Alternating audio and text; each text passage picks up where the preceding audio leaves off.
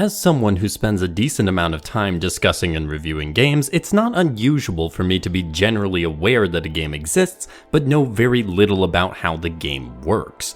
That was the case for me when it came to Spiritfarer, a game I knew the premise of and knew had been really well received when it came out, but knew very little about what you actually did in the game. As things go though, it only takes one suggestion for it to stick in my brain and for me to eventually get around to playing a game. Once my friend suggested I give Spiritfarer a try, I bided my time till a sale happened, snatched it up, and played it through. In short, no regrets. Spiritfarer is a fantastic game that resonates with some of the struggles I have felt the last couple years while supplying plenty of great music, art, and management challenges. As always, the lesson from all the videos I make of games my friends suggest is listen to your friends. Spiritfarer, in the developer's words, is a cozy management game about dying. An appropriate description, in my opinion. The game was developed and published by Thunder Lotus Games as their third game and their first game developed without a Kickstarter, as they received the financial backing of the investment firm Kowloon Knights. A wise decision, it seems, as the game performed well critically and financially, with over 1 million copies sold by the end of 2021.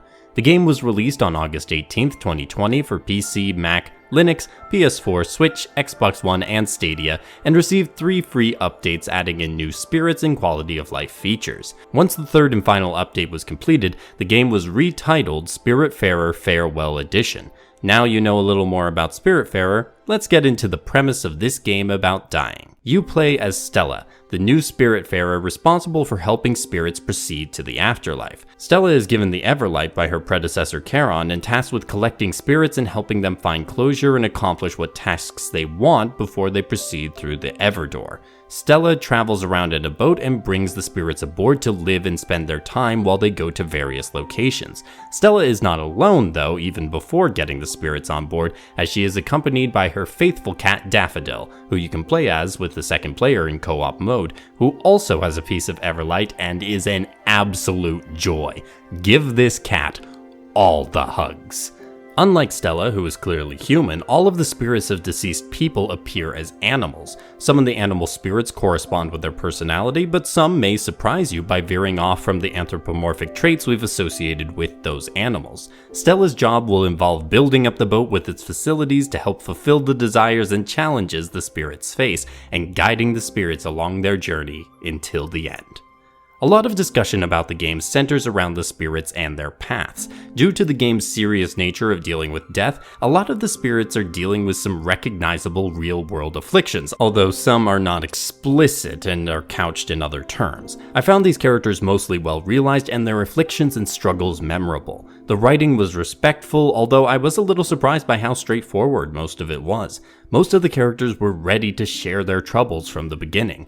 There was at least one spirit that hit really close to home for me, and that's a big reason for the game in the first place. The way their stories progress over time is very well done. Each spirit goes through an arc, and the beauty of many of them is that they're not always predictable and they don't all end up in the same place. The game embraces that humanity and life experience as a concept doesn't have any one answer, and some people never find it, but what you as Stella can offer them on this journey is a friendly face and encouragement for whatever path they choose. Each spirit has certain preferences when it comes to the food you give them, with a top favorite food, some category preferences, and some they flat out won't eat. They also have preferences for how they spend their time on and off the ship, which you'll see them doing at times and may even get items from them as well. This, plus their amusing dialogue and frequent hugs for all but one of the spirits, means you can spend a lot of quality time with them. It's hard to get through this game without establishing a strong connection to some of the characters and their struggles, which can make it hard to let them go when the time comes.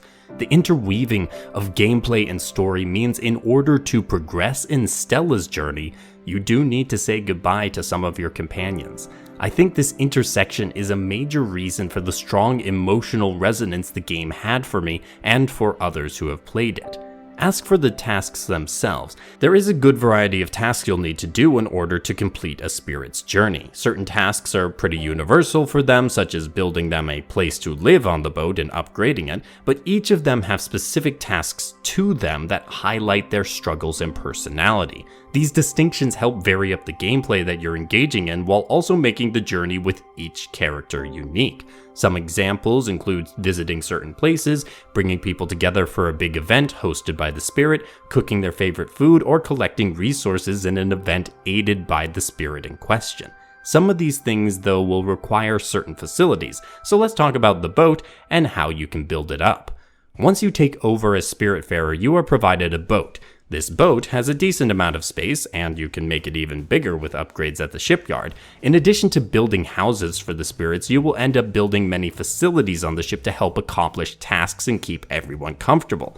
Just gather the materials needed, make sure you have the blueprint set, and then you can build it and place it wherever it fits on the ship. Facilities include, but are not limited to, fields, gardens, and orchards for growing food, a kitchen to try to figure out what foods go with what and expand your recipe list, stalls and coops for animals, different workshops to work raw materials such as wood or ores, and a projector room to view past memories. Every single facility is going to be useful at some point, although some significantly more than others. Also, if you don't like how things have built up on your ship, you can always edit it and move the buildings around to fit your vision. A lot of the facilities also have their own special minigame, and if you do well at the game, you get more materials for your efforts. Most are pretty easy to understand as well, so they're simple but can also be fun. With your facilities set and your spirits happy, hopefully happy, it's time to set sail. As you sail around the world, you can encounter many things. On the sea, you may find crates that you can plunder for seeds and even possibly treasures to sell to the wandering merchant Francis. Gotta get that money to pay for all these ship upgrades. There are some hazards on the water though, but these can be used to collect certain resources, such as getting lightning in a bottle from a thunderstorm or pulsar ore from a pulsar ray storm. As you expand the map though, you'll need a way to travel around quickly. While upgrading your ship can help with that, the bus stops are the best way to travel fast.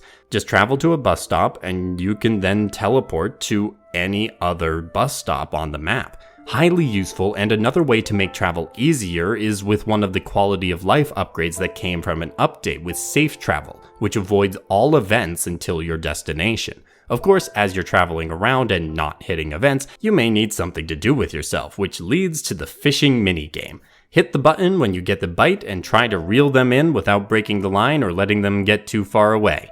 If you don't want to do that, you can sing to the plants to make them grow faster, experiment with cooking, hug all the spirits. There is plenty to do. Honestly, given all the spirit requests, events, crates, and upgrades, there is a lot of stuff you can be doing, so getting bored is unlikely until the very end when you've done pretty much everything and the pacing gets a little slow. The last thing you can do on the waters though is sail to some of the various islands and then disembark to explore on land. On the islands, you can do various things. Some islands are just for resource gathering and will have trees, ore deposits, berry bushes, or mushrooms to collect. Other islands, though, will actually be populated. These are likely where you'll pick up the spirits from, but even the residents have their own issues you can listen to and try to solve via the side quests known as shenanigans in this game. There are also some shops that sell seeds and other such items, but I mostly ignored Theodore in favor of collecting seeds from crates. Don't have to spend money on those. Worried you might miss something on the islands? No problem. Once you've visited it once, you'll get an indication of what is there so you can come back and get anything you missed later. Sometimes that's what you have to do because there is an almost Metroidvania type of progression in Spiritfarer with regards to some abilities. On certain islands, there are shrines that give Stella certain abilities such as double jumping or gliding. In order to get these, you require obols, which is a currency collected once you've recruited spirits. Most of the islands have treasures or items that you can only get if you have a certain ability or a certain set of abilities even. This system enhances the incentive to backtrack, especially if you want to collect everything the game has to offer. A good number of these abilities fall into platforming skills, and there are certain sections that embrace that platforming aspect, but it's never too intense. It is very satisfying finally getting that chest you've known was there for hours in game but didn't have the ability to reach before now. The game gives you a decent amount of freedom to tackle what tasks you want in whatever order you wish. There is not a lot of hand-holding. You are thrust right into things pretty quickly and may have to figure things out via trial and error. I found Spiritfarer had a good balance between freedom and restriction. The game is split up into different areas on the map, and you will need to upgrade your ship to access certain areas, which requires the spirit flowers that come once you've escorted a spirit to the Everdoor. The gradual progression of the story and gameplay was well thought out and made for an enjoyable experience from beginning to end. What Spiritfarer really captures is that feeling of consistent progression that makes you continue playing because you're so close to finishing this next task, and a couple hours has passed now. As for presentation, there's gonna be little I say in this section that isn't praise, starting with the art style. I would compare Spiritfarer favorably to Supergiant games when it comes to art.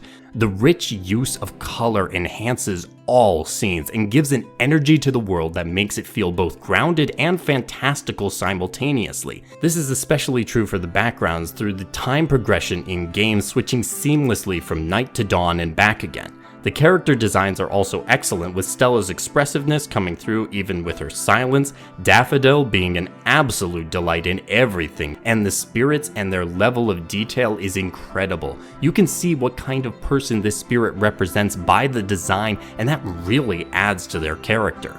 The music further cements this world with its blend of tranquil tracks with more complicated emotional ones. The Everdoor scenes when you say goodbye to the spirits are beautiful from a visual and music perspective. The game is also mostly easy to understand via its UI and UX. There are some mini-games that are more obtuse, but it can be overcome with patience. While the game lacks voice acting, the characters do still make sounds, and those blend in well with the setting. The presentation of the game is the whole package. A distinctive art style rich in detail, a gorgeous fitting soundtrack, and a good use of symbols and the like to show players what to do without overwhelming them with information or taking up the whole screen.